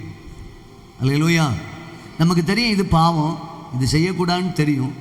ஆனால் மனசில் நம்ம நினைப்போம் இது வேணுமா, இது செய்யணுமா. ஆனால் சில நேரம் துணிகரமாக மனசு தோணும். எப்படி? ஒன்றும் இல்லை, பார்த்துக்கலாம், வாரது போல செய்யலாம் அப்படின்னு துணிஞ்சு செய்வோம். சொல்ல மாட்டேன்றீங்களே. அதனால தாவீது சொல்லும், துணிகரமான பாவங்களுக்கு என்னை விலக்கி காத்துக்கொள். துணிகரமான பாவம். பக்கத்தில் கை கொடுத்து கேளுங்க, துணிஞ்சு பாவம் செய்யாதீங்க, கொன்னே போடுவார். எப்படி பாவம் செய்யக்கூடாது? வாரது போல பார்க்கலாம். சில ஆட்கள் அப்படித்தான், பாவம் செய்யும்போது அப்படிதான், வாரது போல அப்படி செய்யக்கூடாது. துணிகரமா பாவம் உங்கள் சரீரத்தில் ஆளாதிருப்பதாக உங்கள் சரீரங்களை நீதியின் ஆயுதங்களாக தேவனுக்கு ஒப்புக் கொடுங்கள். அப்படி நீங்க ஒப்பு கொடுத்துட்ட பாவ சரீரம் உங்களிடத்துல வராது. இந்த பவுல் சொல்லும், ரத்தம் சிந்தத்தக்கதாக நீங்கள் இன்னும் பாவத்திற்கு எதிர்த்து நிற்கவில்லையே. அல்லேலூயா. எதுக்கு தக்கதாக? ரத்த சிந்தனை ரெடி, பாவத்துக்கு எதிர்த்து நின்று. ஆமே. யோசேப்பு பாவத்துக்கு எதிர்த்து நின்றனால தான் எங்க போனா? சிறைச்சாலைக்கு போனான். அல்லேலூயா. ஸ்தோத்திரம். தானியேலும் அவனோடு சேர்ந்த சகோதரர்களும் ராஜாவின் போஜனத்தை வேண்டான்னு வெறுத்ததுனால தான் மற்றவர்களோடு வேறுபட்டிருந்தார்கள். அல்லேலூயா. ராஜா நிறுத்தின பொற்சிலையை வணங்க மாட்டேன்னு சொன்னதுனால தான் அக்கினிக்குள்ள போனாங்க. ராஜாவை தவிர வேறு யாரிடத்திலும் விண்ணப்பம் செய்யக்கூடாதுன்னு சொன்ன போது கர்த்தர் நோக்கி விண்ணப்பம் செய்தனால தான் சிங்க கபிக்குள்ள போனான். அல்லேலூயா. சொல்ல மாட்டேன்றீங்களே. பாவத்தை ஜெயிக்கணும். பாவ சரீரத்தில் என்ன செய்யக்கூடாது? ஆளக்கூடாது. ஸ்தோத்திரம். அதை பாவ சரீரத்தை நாம் ஆண்டவருக்கு ஒப்புக் கொடுக்கிறது மட்டும் இல்லை. அந்த 6ஆம் அதிகாரம் 17வது வசனத்தை வாசித்த சொல்லுகிறாரு, முன்னே நீங்கள் பாவத்திற்கு அடிமைகளாக இருந்தும் இப்பொழுது உங்களுக்கு ஒப்புவிக்கப்பட்ட உபதேச சட்டத்திற்கு நீங்கள் மனப்பூர்வமாய் கீழ்ப்படிந்ததினாலே ஸ்தோத்திரம், பாவத்தினின்று நீங்கள் விடுதலையாக்கப்பட்டு நீதிக்கு அடிமைகளானீர்கள். உங்கள் மாம்ச பலவீனத்து நிமித்தம் மனுஷர் பேசுகிற பிரகாரமாய் பேசுகிறேன். அக்கிரமத்தை நடப்பிக்கும்படி முன்னே நீங்கள் உங்கள் அவயவங்களை அசுத்தத்திற்கும் அக்கிரமத்திற்கும் அடிமைகளாக ஒப்பு கொடுத்தது போல இப்பொழுது பரிசுத்தமானதை நடக்கும்படி உங்கள் அவயவங்களை நீதிக்கு அடிமைகளாக ஒப்பு கொடுங்கள். ஒரு அல்லேலூயா சொல்லுங்க. என்னம்மா அழகா சொல்றான் பாருங்க பவுல். நீங்கெல்லாம் பாவத்திலிருந்து விடுதலையாக்கப்பட்டாச்சு. ஒரு காலத்தில் முன்னே எப்படி இருந்தீங்க? பாவத்திற்கு அடிமைகளாக இருந்தீங்க, பாவத்தை செய்கிறவர்களாக இருந்தீங்க. அல்லேலூயா. இப்போ நீங்க பாவத்திலிருந்து என்ன செய்யப்பட்டிருக்கிறீங்க? விடுதலையாக்கப்பட்டிருக்கிறீங்க. மனுஷர் பேசுகிற பிரகாரமாய் பேசுகிறேன். எனக்கு தெரியும் மனுஷனுடைய பலவீனம் என்ன, மனிதனுடைய வீக்னஸ் என்னங்கிறது எனக்கு தெரியும். அதனால பவுல் சொல்றான், மனுஷர் பேசுகிற பிரகாரமாக பேசுகிறேன். முன்னே நீங்கள் அக்கிரமத்திற்கும் அசுத்தத்திற்கும் ஆமென் அடிமைகளாக உங்கள் சரீர அவயவங்களை ஒப்பு கொடுத்தது போல இப்பொழுது நீதிக்கு அடிமையாக பரிசுத்தத்துக்கு அடிமையாக உங்கள் சரீரங்களை ஒப்பு கொடுங்கள். அல்லேலூயா சொல்லுங்க பார்க்கலாம். என் கை கர்த்தருக்கு ஒப்பு கொடுக்கப்பட வேண்டும், என் கண் கர்த்தருக்கு ஒப்பு கொடுக்கப்பட வேண்டும், என் வாய் கர்த்தருக்கு ஒப்பு கொடுக்கணும், என் கால்கள் கர்த்தருக்கு ஒப்பு, என் இருதயம் கர்த்தருக்கு ஒப்பு கொடுக்கணும். என் சரீரத்தினுடைய அவயவங்கள் எல்லாம் உச்சம் தலை முதல் உள்ள கால் வரை பரிசுத்தத்திற்கு கர்த்தருக்கு நான் ஒப்பு கொடுக்கணும். அல்லேலூயா சொல்லுங்க பார்க்கலாம். ஒரு காலத்தில் அசுத்தமும் அக்கிரமும் செய்வதற்கு நான் எவ்வளவுக்கு என் சரீரத்தை ஒப்பு கொடுத்தனோ அதே போல இப்பொழுது பரிசுத்தத்தை நடப்பிப்பதற்கு என் சரீரத்தை நான் ஒப்பு கொடுக்க வேண்டும். இயேசு பாவத்தை தன்னுடைய சரீரத்திலே மாம்சத்திலே பாவத்தை ஜெயித்தார். அல்லேலூயா. பாவம் அவரை என்ன செய்ய முடியல? ஆளுகை செய்யவே முடியல. அல்லேலூயா. ஸ்தோத்திரம். ரோமர் 8:2 சொல்லும்போது சொல்கிற பாருங்க, கிறிஸ்து இயேசுவினாலே ஜீவனுடைய ஆவியின் பிரமாணம் என்னை பாவம் மரணம் என்பவைகளின் பிரமாணத்தினின்று விடுதலையாக்கிட்டு. ஒரு ஆவியின் பிரமாணத்தை கர்த்தர் நமக்கு கொடுத்திருக்கிறார். அது இயேசு கிறிஸ்துவின் மூலமாய் வந்தது. அது நமக்கு பாவம் மரணம் இதிலிருந்து நம்ம என்ன செய்கிறது? விடுதலையாக்குகிறது. எபிரேயர் 12:1 பவுல் சொல்லும்போது சொல்கிறான், ஆகையால் மேகம் போன்ற இத்தனை திரளான சாட்சிகள் சூழ்ந்து கொண்டிருக்க பாரமான யாவற்றையும் நம்மை சுற்றி நெருங்கி நிற்கிற பாவத்தையும் தள்ளிவிட்டு விசுவாசத்தை துவக்குகிறவரும் முடிக்கிறவரும் ஆகிய இயேசுவை நோக்கி ஓடணும். ஒரு அல்லேலூயா சொல்லுங்க பார்க்கலாம். நீங்கள் நானும் பாவத்தை வெறுத்துட்டோன்னா உலகம் உங்களுக்கு பாத்திரமாக இருக்காது. அல்லேலூயா. நல்லா கவனிங்க. எனக்கு தெரிந்த ஒரு நண்பர் இருக்கிறார். அவர் ஒரு காலத்தில் குடிகாரனாக இருந்தார். ஒரு நல்ல குடிகாரனாக இருக்கும்போது அவருக்கு அநேக சிநேகிதர்கள் இருந்தார். என்றைக்கு ரட்சிக்கப்பட்டாரோ, என்றைக்கு ஆண்டவருக்குள்ளே வந்தாரோ, அன்று முதல் அவருடைய சிநேகிதர்கள் எல்லாம் பெரிய பெரிய ஹை லெவலில் இருக்கிறவங்க, உயர்வான பதவிகளில் இருக்கிறவர்கள். அவர் ஒரு காலத்தில் அப்படிப்பட்ட ஒரு அந்தஸ்தில் இருந்தவர். ஆனால் எப்போது அந்த குடியை விட்டு வெளியே வந்தார், அப்போதே சில நண்பர்கள் அவரை விட்டு பிரிய ஆரம்பித்து விட்டார். அல்லேலூயா. ஒரு காலகட்டத்தில் அவர் பலவீனப்பட்டார். அந்த சகோதரர் பலவீனப்பட்டார். பலவீனப்பட்ட போது அவரை பார்க்க அவருடைய நண்பர்கள் யார் என்ன செய்யலை, வரல. அந்த நேரத்தில் நான் அவரை பார்த்து ஜெபிக்க போயிருந்தேன். அவர் என்கிட்ட சொன்னார், டே மாப்பிள்ள, ஒரு காலம் எத்தனை பேர் என் கூட குடிப்பேன்னு உனக்கு தெரியலடா, எப்படியெல்லாம் என் கூட சுத்தினான்னு தெரியல. பாரு, நான் வியாதிப்பட்ட பிறகு ஒருத்தையும் கூட என்ன செய்யலை வந்து பார்க்க. ஏன் தெரியுமா? நீ குடிகாரனாக இருந்தா உனக்கு ஃப்ரெண்டு இருந்துகிட்டே இருப்பான். நீ குடியை விட்டுட்டான், உன்னை பக்கம் வரவே மாட்டான். அப்புறம் உங்களெல்லாம் என்ன செய்திருவாங்க? அவங்க தலையில் சிலுவையை தூக்கி தந்துடுவாங்க. உங்கள் தோலை என்ன தூக்கி தருவாங்க? சிலுவையை தூக்கி தருவாங்க. சுமந்துட்டு போய்கிட்டே இருக்கணும். ஆமீன் சொல்ல மாட்டேன். சிலுவையை தூக்கிட்டு என்ன செய்யணும்? சுமந்துட்டு போயிட்டே இருக்கணும். சிலுவையில் ஒரு நாள் நான் வெற்றி பெறுவேன். சிலுவையில் நான் வெற்றி பெறுவது மட்டுமல்ல, இயேசு உயிர் தெழுந்தது போல நான் உயிர் தெழுவேன். அவருடைய நித்திய மகிமைக்குள்ளே நான் பிரவேசிப்பேன். அல்லேலூயா. இயேசு பாவத்தை ஜெயித்தார். பாவம் அவரை அணுக முடியவில்லை. பாவம் அவர் பக்கத்தில் கூட போகலை. பாவத்தை ஜெயித்ததுனால அவர் சிலுவையை சுமந்தார். அல்லேலூயா. மூன்றாவதாக ஒரு காரியத்தை வாசிக்கலாம். மத்தேயு எழுதின சுவிசேஷம் 4ஆம் அதிகாரம் 5வது வசனத்திலிருந்து 11வது வசனம் வரைக்கும் வாசிக்கும் போது அங்கே பிசாசு அவரை சோதிக்கும்படியாக ஒரு உயர்ந்த மலையின் மேல் கொண்டு போகிற அந்த அனுபவத்தை நான் வாசிக்க முடியும். நான் மூன்றாவதாக சிலுவையை சுமக்கும் என்பதாக இயேசு பிசாசை ஜெயித்தார். ஆமென் சொல்லுங்க. இயேசு யாரை ஜெயித்தார்? பிசாசை ஜெயித்தார். பிசாசை நீங்கள் ஜெயிக்கலைன்னா சிலுவை உங்கள் தோள் மேலே ஏறவே ஏறாது. அல்லேலூயா. ஏன்னா பிசாசு தனக்கு கொஞ்ச காலம் உண்டென்று அறிந்து வாசியுங்கள். வெளிப்படுத்தல் 2ஆம் அதிகாரம் 12வது வசனத்தை படிங்க. வெளிப்படுத்தல் 12 வெளிப்படுத்தல் 12 ஆகையால் பரலோகங்களே அவைகளில் வாசமாயிருக்கிறவர்களே களி கூறுங்கள், பூமியிலும் சமுத்திரத்தில் குடியிருக்கிறவர்களே ஐயோ, பிசாசானவன் தனக்கு கொஞ்ச காலம் மாத்திரம் உண்டென்று அறிந்து மிகுந்த கோபம் கொண்டு உங்களின் இடத்தில் இறங்கினபடியால் உங்களுக்கு ஆபத்து வரும். முரளியா சொல்லுங்க. உங்களுக்கு என்ன வரும்? ஆபத்து வரும். ஆமாம், ஸ்தோத்திரம். சீக்கிரமாக முடிச்சிடுவோம். 1 மணிக்கெல்லாம் முடிச்சிடுவோம் நம்ம. ஸ்தோத்திரம். பிசாசானவன் தனக்கு எவ்வளோ காலம் உண்டென்று, கொஞ்ச காலம் உண்டென்று அறிந்து அவன் வேகமாக என்ன செய்கிறானா? மிகுந்த கோபம் கொண்டு உங்களிடத்தில் இறங்கி வருகிறானா? முரளியா சொல்லுங்க. பிசாசு எவ்வளோ காலம் உண்டென்று, தனக்கு கொஞ்ச காலம் உண்டென்று அறிந்து அவன் வேகமாக இறங்கி வருகிறான், கோபமாக இறங்கி வருகிறானா. அதனால பிசாசை நம்ம என்ன செய்யணும்? ஜெயிக்கணும். பக்கத்தில் சொல்லுங்க, பிசாசு உங்க மேலே கோபமாகவே இருப்பான். அல்லேலூயா. நீங்கள் தேவனுடைய பிள்ளையா மாறியாச்சுன்னா பிசாசு உங்க மேலே என்ன செய்வான்? கோபப்படும். அப்பப்போ வந்து தொல்லை கொடுக்கத்தான் செய்வான். தொல்லை கொடுத்தா நீங்கள் நினச்சிக்கணும் சிலுவை என் தோள் மேலே ஏறுதுன்னு அர்த்தம்.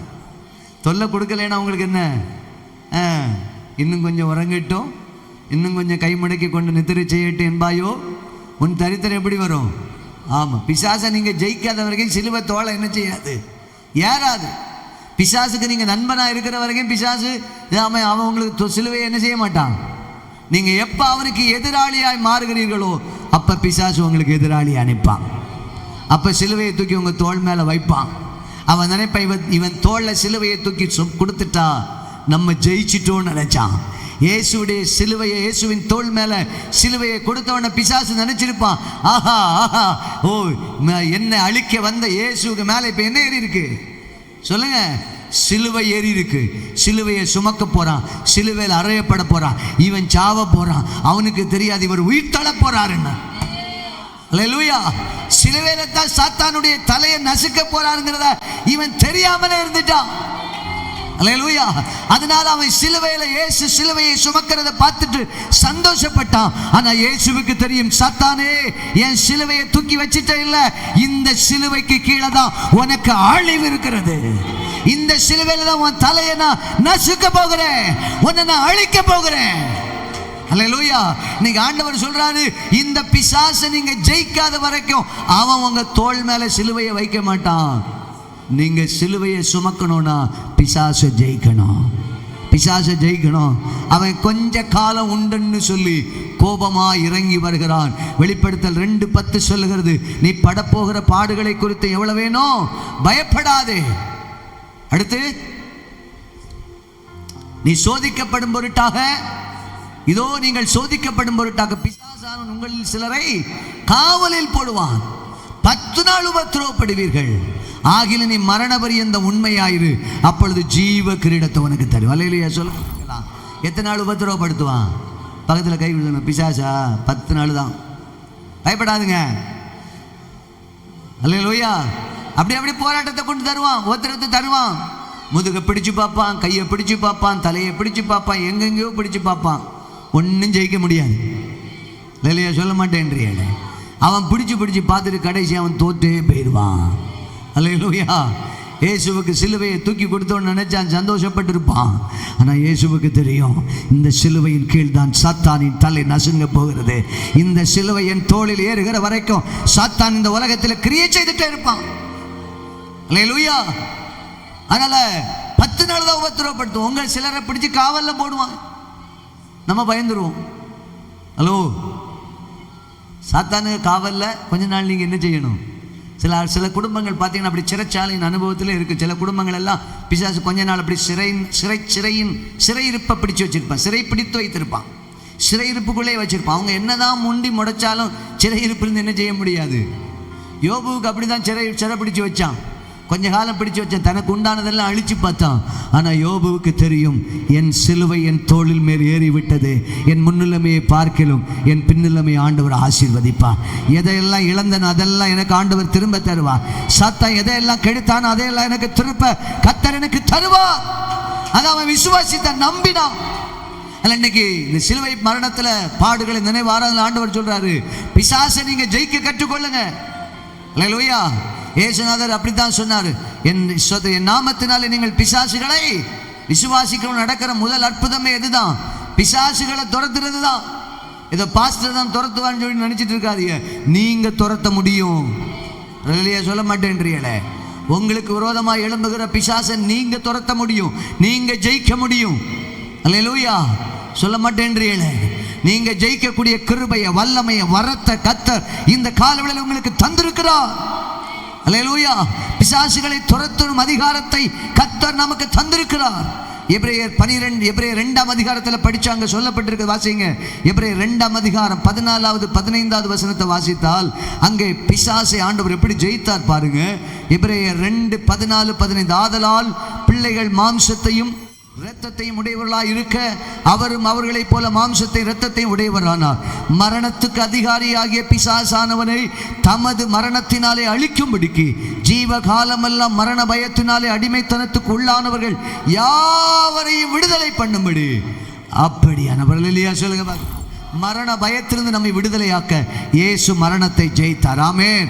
மரணமே உன் கூரெங்கே, பாதாளமே உன் ஜெயமெங்கே என்று சொல்லி மரணத்தையும் பாதாளத்தையும் ஜெயித்த இயேசு சொல்கிறார், நீ பிசாசை ஜெயித்தார், நீ மரணத்தை ஜெயிக்க முடியும். ஆமென். அல்லேலூயா. ஜீவ காலமெல்லாம் மரண பயத்தினாலே உன்னை அடிமைத்தனத்துக்குள் வைத்திருக்கிற அந்த பிசாசை நீ ஜெயித்துட்டா, கர்த்தர் உனக்கு பரலோகத்தை வைத்திருக்கிறார். அல்லேலூயா. சிலுவையிலிருந்து தான் சிங்காசனத்துக்கு போக முடியும்.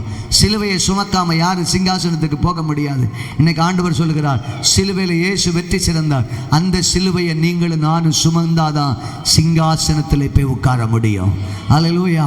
அவர் சிலுவையிலே வெற்றி சிறந்தார். சிலுவையில் வெற்றி சிறக்க முன்னாடி அவர் செய்தது, உலகத்தை ஜெயித்தார், பாவத்தை ஜெயித்தார், பிசாசை ஜெயித்தார். இது மூணையும் ஜெயிச்சா அழகா சிலுவை எங்கே வரும்? உங்கள் தோள் மேலே வரும். தோள் மேலே சுமந்து கொஞ்சம் தூரம் போகும்போது உங்களை சிலுவையில் என்ன செய்யப்படும்? அறையப்படும்.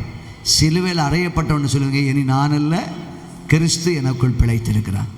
ஒரு நாள் மரணம் வரும், மறிப்போம், அடக்கம் பண்ணப்படுவோம், எக்காலம் துணிக்கும் மறுரூபமாக்கப்படுவோம், மகிமையிலே சேர்த்து கொள்ளப்படுவோம். நித்திய நித்திய காலமாய் யுக யுகமாய் இயேசுவோடு கூட நாம் ஆளுகை செய்வோம். அல்லேலூயா. அதற்காக தான் இயேசு சிலுவையிலே வெற்றி சிறந்தார். இந்த காலவெளியில் ஆண்டவர் சொல்லுகிறார், நீங்களும் நானும் வெற்றி சிறக்க பிறந்தவர்கள். சிலுவையில் இயேசு வெற்றி சிறந்தது போல நாமும் சிலுவையை சுமக்க யோசிக்க கூடாது. அல்ல கவனிங்க, சிலுவையை சுமக்க, பக்கத்தில் சொல்லுங்க, சிலுவையை சுமந்தாதான் சிங்காசனத்தில் போய் உட்கார முடியும். சிலுவையில் அறையப்பட்டாதான் சிங்காசனத்தில் போய் இருக்க முடியும். சிலுவையில் வெற்றி சிறந்தாதான் சிங்காசனத்தில் போய் இருக்க முடியும். சிலுவையை சுமக்கணும்னா, சிலுவையில் அறையப்படணும்னா, சிலுவையில் வெற்றி சிறக்கணும்னா உலகத்தை ஜெயிக்கணும், பாவத்தை ஜெயிக்கணும், பிசாசை ஜெயிக்கணும். இது மூணையும் ஜெயிச்சா சிலுவை ஆட்டோமேட்டிக்காக உங்கள் தோள் மேலே. இப்போ உங்களுக்கு ஒரு டவுட் வரும், அப்போ இது வரைக்கும் என் தோள் மேலே சிலுவை இல்லையோ? இது 3 அனுபவம் இருந்தால் சிலுவை தோள் மேலே தான் இருக்குது. இது 3 இல்லைன்னா உங்கள் தோள் மேலே இன்னும் என்ன யாரில்லை? சிலுவை யாரில்லை. புரிஞ்சுக்கிடுங்க. புரிஞ்சவங்களுக்காக ஸ்தோத்திரம். கர்த்தர் உங்களை ஆசீர்வதிப்பார். அல்லேலூயா. எழுப்பி நிற்போம், ஜெபம் பண்ணுவோம். ஆண்டுடைய விலையேறப்பெற்ற இரத்தத்திற்கு அடையாளமாக இருக்க திராட்சரசம், ஆண்டுடைய சரீரத்துக்கு அடையாளமான அப்பம் நம்ம இடத்துல இருக்கிறது. நாம் ஸ்தோத்திரம் அதை பகிரும் என்பதாக ஜெபிப்போம். இந்த வசனத்துக்கு ஒப்பு கொடுப்போம். யாரும் கடந்து போக வேண்டாம். உங்களுக்காக ஒரு அன்பின் ஆகாரம் ஆயத்தமாக்கப்பட்டிருக்கிறது. நீங்கள் எல்லாரும் இன்றைக்கி சர்ச்சில் தான் அதை சாப்பிட்டுட்டு போகணும். யாரும் சாப்பிடாம போயிடக்கூடாது. எல்லாருக்கும் அது ஆயத்தமாக்கப்பட்டிருக்கிறது. ஆகவே நீங்கள் வீட்டில் போய் சாப்பிட்டா இன்றைக்கி அது உங்களுக்கு ஜீரணிக்காது, குழஞ்சி போயிருக்கும். அதில் யாரும் போகாமல் எல்லோரும் எங்கே தான் இருக்கணும்? ஆமாம், இங்கேயே உட்காந்து சாப்பிட்டுட்டு எங்களோட எல்லாம் ஒரு ஐக்கியப்பட்டு ஒருத்தருக்கு ஒருத்தர் அன்பு செலுத்தி போவோம். ஆமென். ஸ்தோத்திரம். கேட்ட வசனங்களுக்கு நேராக ஒப்பு கொடுப்போம். ஹல்லேலூயா. ஓ சிலுவையே முன்னால், உலகமே பின்னால். சிலுவையே முன்னால், உலகமே பின்னால். இயேசு சிந்திய இரத்தத்தினாலே என்றும் விடுதலையே. இயேசு சிந்திய இரத்தத்தினாலே என்றும் விடுதலையே. இயேசுவின் பின்னால் நான் செல்வேன், திரும்பி பார்க்க மாட்டேன், திரும்பி பார்க்க மாட்டேன். பாடுவோம். இயேசுவின் பின்னால் நான் செல்வேன், திரும்பி பார்க்க.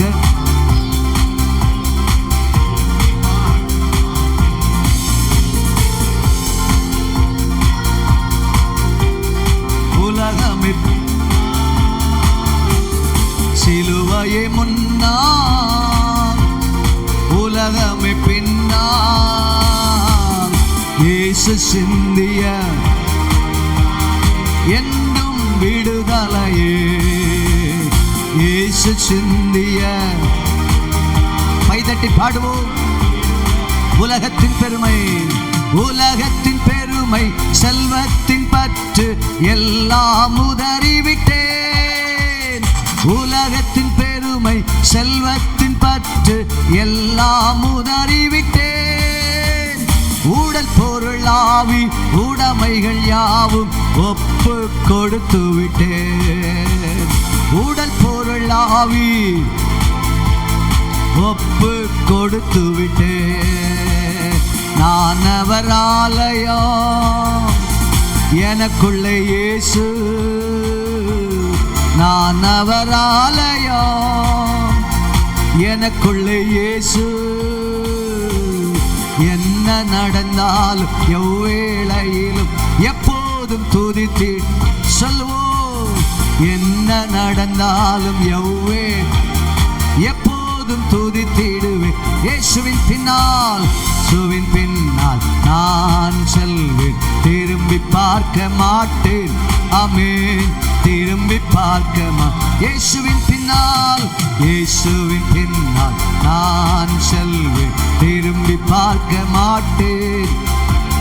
திரும்பி பழையன கடந்தன, பழையன கடந்தன, புதியன புகுந்தன், பரலோக குடிமகன் நான். சொல்லுங்க. பழையன கடந்தன, புதியன புகுந்தன, பரலோக குடிமகன் நான். மறுரூபமாகி மணவாளன் இயேசுவை முகமுகமாய் காண். ஆமென். மறுரூபமாகி மணவாளன் இயேசுவை முகமுகமாய் காண். இதயமெல்லாம் எங்குதையா, இதயமெல்லாம் ஆமென் எங்குதையா, இதயமெல்லாம் எங்குதையா. இயேசுவே உந்தன் அன்பு நதியிலே என்னாலும் நீந்தனுமே. ஆமென். இயேசுவே உந்தன் அன்பு நதியிலே என்னாலும் நீந்த. சிலுவையை முன்னால், சிலுவையை முன்னால், க்ளோரி. உலகமே பின்னால், ஆமென். பின்னால் இயேசு சிந்திய இரத்தத்தினாலே என்றும் விடுக. ஆமென். ஹல்லேலூயா. இயேசு சிந்திய இரத்தத்தினாலே என்றும் விடு. சிலுவையை முன்னால், சிலுவையை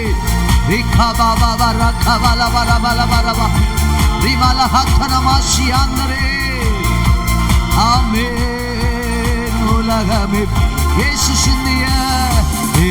சிந்திய இரத்தத்தினாலே என்றும் விடுதல். ஹல்லேலூயா. இயேசு சிந்திய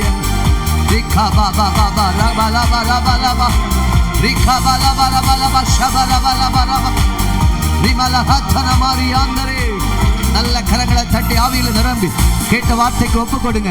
இந்த கால்வழியில் ஆண்டவருடைய வசனத்துக்கு ஒப்பு கொடுங்க. ஆண்டவரே, சிலுவையில் நீர் வெற்றி சிறந்தது போல நானும் வெற்றி சிறக்கணப்பா. நீர் சிலுவையை சுமக்க முன்னாடி உலகத்தை ஜெயித்தீர், பாவத்தை ஜெயித்தீர், பிசாசை ஜெயித்தீர். பாவம் உன்னை தொட முடியவில்லை, பிசாசு உம்மை தொட முடியவில்லை, உலகம்மை தொட முடியவில்லை. நானும் அதை போல உலகத்தை ஜெயிக்க, பாவத்தை ஜெயிக்க, பிசாசை ஜெயிக்க நீர் சிலுவையை சுமந்தது போல சிலுவையை சுமக்க, நீ சிலுவையில் அறையப்பட்டது போல நானும் சிலுவையில் அறையப்பட, நீர் சிலுவையில வெற்றி சிறந்தது போல நானும் சிலுவையில வெற்றி சிறக்க, நீர் மரித்து மூன்றாவது நாள் உயிர் தெழுந்தது போல நானும் உயிர் தெழுதலை பங்குள்ளவனாய் மாற, நீர் எப்படி பரலோகத்துக்கு ஏறி போனீரோ அப்படியே நானும் பரலோகத்துக்கு வர என்னை தகுதிப்படுத்தும் ஆண்டவரே. நீர் வெற்றி சிறந்தது போல நானும் வெற்றி சிறக்க எங்கள் ஒவ்வொருவரை தகுதிப்படுத்துவீரா. இந்த காலவெளியிலே அப்படிப்பட்ட கிருபைகளை பெற்றுக்கொள்ள ஆண்டவர்கிட்ட கேளுங்க. ஆண்டவரே, நீர் ஜெயித்தது போல நானும் ஜெயிக்கணும்ப்பா. நீர் வெற்றி சிறந்தது போல நானும் வெற்றி சிறக்கணும் ஆண்டவரே. எனக்கு அப்படிப்பட்ட கிருபையை தாரும். இந்த காலவெளியில் அந்த கிருபையை ஆண்டவர்கிட்ட பெற்றுக்கொள்வோமாக. ஓ ராபாலா கதுராபாலவா ஷபரபலபலபலபா. நன்றி அப்பா, உம்மை துதிக்கிறோம், உம்மை ஸ்தோத்திரிக்கிறோம் ஆண்டவரே. ஹல்லேலூயா. Thank you Jesus. Thank you Jesus. இந்த காலவெளியிலே ஆண்டவரனோடு பேசினா இந்த வார்த்தைகளுக்கு என்னை நான் ஒப்பு கொடுக்கிறேன். மெய்யாகவே ஆண்டவர் என் கூட பேசியிருக்கிறார். நான் இன்னும் உலகத்தை ஜெயிக்கல, நான் இன்னும் பாவத்தை ஜெயிக்கல, நான் இன்னும் பிசாசை ஜெயிக்கல, இன்னும் நான் சிலுவையை சுமக்க ஆரம்பிக்கல, இன்னும் நான் சிலுவையில் அறையப்படலை, இன்னும் நான் வெற்றி பெறலை. உங்கள் உள்ளத்துக்குள்ள ஆண்டவர் இந்த வார்த்தைகள் மூலமாக இடைப்பட்டிருந்தா, எந்த வார்த்தை உங்களை தொட்டதோ, எந்த வார்த்தை உங்களோடு பேசினதோ அந்த வார்த்தைக்கு உங்களை ஒப்பு கொடுங்க. கரங்களை உயர்த்தி ஆண்டவர்கிட்ட ஒப்பு கொடுத்து ஜெபம் பண்ணுங்க. ஆண்டவரே, இந்த வார்த்தை என்னை தொட்டதப்பா, இந்த வார்த்தை என்னோடு பேசினது ஆண்டவரே, இந்த வார்த்தைக்கு நான் ஒப்பு கொடுக்கிறேன். இனி நான் இப்படி இருக்க மாட்டேன். என் இந்த விஷயத்தில் நான் தவற மாட்டேன். இந்த காரியத்தில் நான் உனக்கு உண்மையாக இருப்பேன். புது சிருஷ்டியாக இருப்பேன். பழையவைகள் ஒளிந்து போயிடுச்சு, எல்லாம் புதிதாயின என்று சொல்லப்பட்டது போல அந்த புதிய அனுபவத்துக்குள்ளே நான் வருவேன். ஆண்டவரே என்னை பலப்படுத்தும், என்னை தைரியப்படுத்தும்னு சொல்லி ஆண்டவர்கிட்ட ஒப்பு கொடுங்க. நான் உங்களுக்காக ஜெபிக்கிறேன். அநேகருடைய கரங்கள் உயர்த்தப்பட்டு இன்றைக்கு ஒப்பு கொடுக்கப்பட்டிருக்கிறது. கர்த்தர் உங்களை பலப்படுத்துவாராக. பரிசுத்த பிதாவே, இந்த வார்த்தைகளை கேட்டு தங்களை அர்ப்பணித்திருக்கிறேன் நம்முடைய பிள்ளைகள் ஒவ்வொருவருக்காக உடைய சமூகத்திலே வருகிறேன். ஒவ்வொருவரையும் ஆசீர்வதியும். எந்த வார்த்தை அவர்களை தொட்டதோ அந்த வார்த்தைக்கு கீழ்ப்படிந்து ஒப்பு கொடுத்துருக்குறாங்கப்பா. ஆண்டவரே, தொடர்ந்து நீர் வெற்றி சிறந்தது போல உடைய பிள்ளைகள் ஒரு வெற்றி உள்ள வாழ்க்கை வாழ்ந்து நீர் மரித்து உயிர்த்தெழுந்த நித்தியத்தில் எங்களுக்காக ஒரு ராஜ்யத்தை ஆயத்தப்படுத்தி கொண்டிருக்கிறேன். நாங்களும் அந்த ராஜ்யத்தில் வந்து சேர எங்கள் ஒவ்வொருவருக்கு கிருபை தாரும். எங்களை ஆசீர்வதியும். எங்களை முற்றிலும் உடைய கரத்தில் ஒப்புக் கொடுக்கிறோம். தொடர்ந்து உடைய சரீரத்தை உடைய இரத்தத்தை நாங்கள் புசிக்க போகிறோம். எங்களை பலப்படுத்தி காத்துக்கொள்ளும். இயேசுவின் நாமத்தில் பிதாவே, ஆமென், ஆமென். கர்த்தருடைய பந்திக்கு நேராக கடந்து வருவோம்.